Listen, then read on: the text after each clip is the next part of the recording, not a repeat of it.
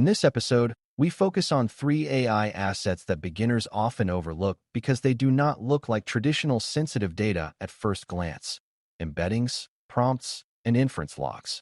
These assets can feel technical or temporary, but they often contain the most revealing information about what users asked, what the system knew at the moment of response, and how the model behaved.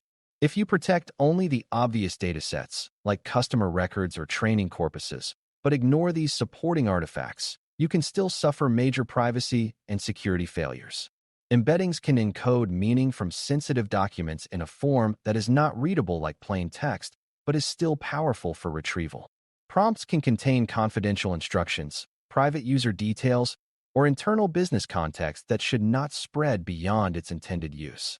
Inference logs can accumulate into a detailed history of interactions that reveal patterns about users, operations, and decision-making. The goal is to treat these as sensitive AI assets and apply the same seriousness you would apply to any high-value data store. Before we continue, a quick note. This audio course is a companion to our course companion books. The first book is about the exam and provides detailed information on how to pass it best. The second book is a Kindle-only ebook that contains 1,000 flashcards that can be used on your mobile device or Kindle. Check them both out at cyber.author.me in the Bare Metal Study Guide series. Start with embeddings, because they are often misunderstood. An embedding is a numeric representation of meaning created by transforming text, images, or other content into a vector that captures semantic relationships. The practical reason embeddings exist is that they allow systems to search and retrieve content based on meaning rather than exact keywords. For example, an AI system might store embeddings of internal documents so it can quickly retrieve relevant passages when a user asks a question. Beginners might assume that because embeddings are numbers, they are harmless, but embeddings can still reveal sensitive information because they represent the content in a structured form that supports retrieval. If an attacker gains access to an embedding store, they may be able to learn about what documents exist, what topics are present, and in some cases reconstruct or approximate sensitive content through analysis and repeated queries. Even if full reconstruction is difficult, the embedding store still acts as a map of your information space, which can be valuable to attackers. Embeddings are also sensitive because they often sit at the center of a retrieval workflow that connects a model to internal knowledge. If the retrieval system is misconfigured, a user may be able to retrieve documents they should not see by asking the right questions. This is not always a direct data theft attack. It can look like a normal user request that crosses an access boundary quietly. When embeddings are treated as sensitive, you protect not just the numbers themselves, but the retrieval behavior they enable. That means controlling who can query the embedding store, controlling which documents are embedded in the first place, and controlling how retrieval results are filtered based on user identity and permissions. Beginners should see embeddings as a powerful index that can unlock information at scale, which is why access control and monitoring matter as much as encryption. The embedding store is not merely a performance optimization. It is an information access system. Now consider prompts, which are the inputs that shape what the model does at inference time. Prompts can include user input, system instructions, retrieve context from documents, and any internal logic that frames the task. Prompts are sensitive because they often contain exactly the information you would not want widely shared, such as account details, internal policies, confidential strategies, or personal stories. Prompts can also contain the system's instructions, which can reveal how the system is designed and how it can be manipulated. Beginners sometimes think of prompts as disposable because they are typed and then forgotten, but in many systems prompts are stored in logs, used for troubleshooting, used for improvement, or cached for performance. If prompts are stored without protection, you can leak private data and also leak the system's internal guardrails. Protecting prompts means treating them as data with confidentiality requirements, not as harmless text that passes through. Prompts are also a common pathway for accidental leakage because humans share more than they realize.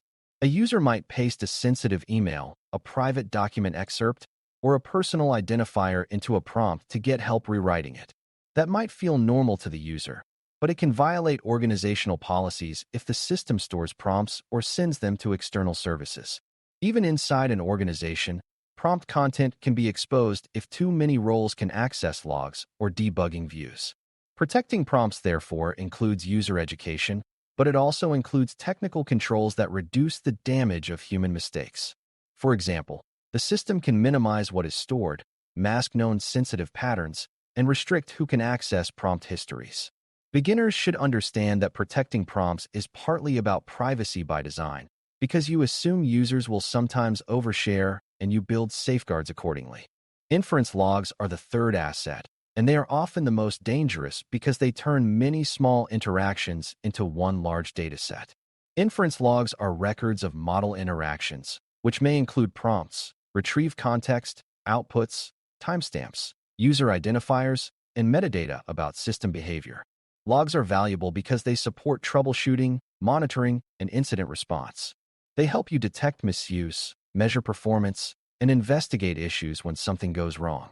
But logs are also sensitive because they can contain the most complete record of user behavior and content. If logs are accessible broadly, a curious employee or an attacker could learn private information at scale. If logs are retained indefinitely, they become a long-term liability because even old interactions can be sensitive. Beginners should see inference logs as a powerful tool that must be handled carefully, because logging improves visibility but also increases the amount of sensitive material you must protect. The first step in protecting inference logs is deciding what must be logged and what should not be logged. Logging everything can feel safe because more data seems useful, but it can be unsafe because it creates a larger sensitive store. A mature approach logs what is needed to support security and operations, and it avoids capturing unnecessary raw content when metadata could suffice. For example, you might need to know that a request happened, who made it, and whether it triggered a safety filter, without storing the full prompt and output content in every case. When full content is needed for investigation, access to that content should be restricted and justified.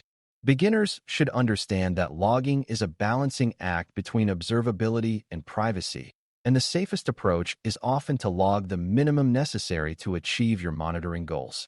This is part of data minimization applied to operational evidence. Access control is a major protection for all three assets, and it must be applied consistently.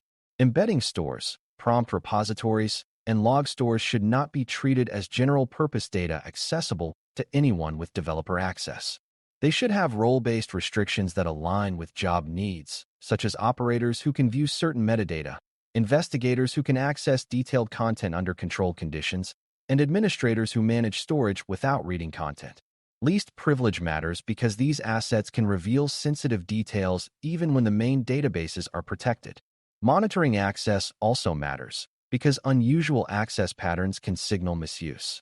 Beginners should treat access to these assets as a high-value privilege, similar to access to customer data, because the impact of exposure can be severe. A system that protects the primary data but exposes logs and prompts is still a system that leaks. Secure storage protections are also essential because these assets often live in specialized storage systems that may not follow the same standards as primary databases. Embeddings may be stored in systems optimized for similarity search, prompts may be stored in application databases or caches, and logs may be stored in centralized logging platforms. Each storage type must be secured with encryption at rest, strong access control, and protections against unauthorized modification. Integrity matters because attackers might try to alter logs to hide their activity or to poison prompt histories used for analysis. Retention policies matter because keeping these assets indefinitely increases risk. Beginners should understand that each storage location becomes a target. So secure storage is not only about confidentiality, it is also about making sure the evidence remains trustworthy and the system remains defensible. Another important protection is compartmentalization, which means separating assets so exposure in one area does not automatically expose everything. If embeddings, prompts, and logs are stored in one shared space with broad access, a single compromise reveals too much. If they are separated by environment, sensitivity, or purpose, compromise is contained. For example, development environments should not have the same access to production logs, because that expands exposure. Prompt histories used for debugging should not be mixed with prompt data used for analytics unless necessary, because mixing increases the number of people who may gain access. Compartmentalization also supports safer collaboration, because teams can access what they need without being granted broad visibility into sensitive content. Beginners should see compartmentalization as a practical way to reduce blast radius, not as an abstract design preference. These protections also connect to model safety and user trust. If users believe their prompts might be widely visible, they will either avoid using the system or they will use it in unsafe ways, such as creating workarounds that bypass controls. If users discover that logs retain their private conversations indefinitely, trust erodes quickly. If an embedding system retrieves confidential documents for the wrong user, the harm can be immediate. Protecting these assets therefore supports both security and adoption, because safe systems are easier to use responsibly. Beginners should recognize that AI security is partly about protecting the interaction itself. The interaction is where real people share real information, and that information deserves strong safeguards. When you protect prompts and logs, you are protecting the human side of the system as much as the technical side. It is also important to think about these assets during incidents. If you suspect misuse, inference logs can be critical for investigation, but only if they are accurate and protected. If an attacker compromises an embedding store, you need to know what content was indexed and whether retrieval access was abused. If prompts were exposed, you need to understand whether sensitive data leaked and how to prevent similar leaks. This means your protections should include not only prevention, but also readiness, such as having clear owners for these assets, having defined evidence needs, and having procedures for controlled access during investigations. Beginners should see incident readiness as part of asset protection, because the ability to respond quickly and accurately reduces harm. Asset protection is not only about stopping bad events, it is also about being prepared when bad events happen. As AI systems grow, these assets can also grow without anyone noticing, which is why governance and review matter. Embedding stores may expand to include more documents over time, including documents that are more sensitive than intended.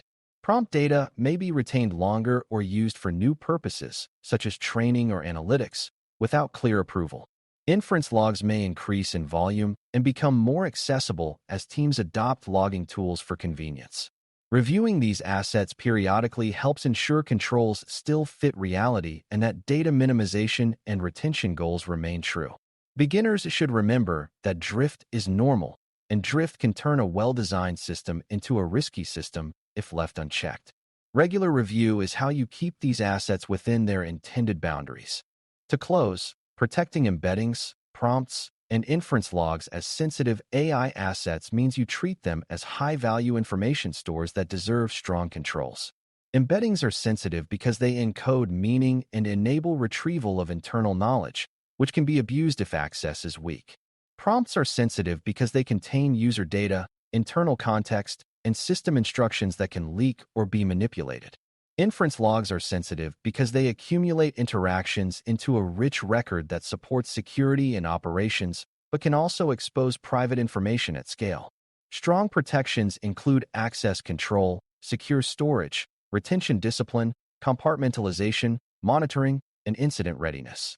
When these assets are protected, the AI system becomes safer, more trustworthy, and easier to govern, because you have reduced the chance that the most revealing parts of the system become the easiest parts to leak. Thanks for listening. For more audio courses, daily newsletters, and more, please visit DailyCyber.News.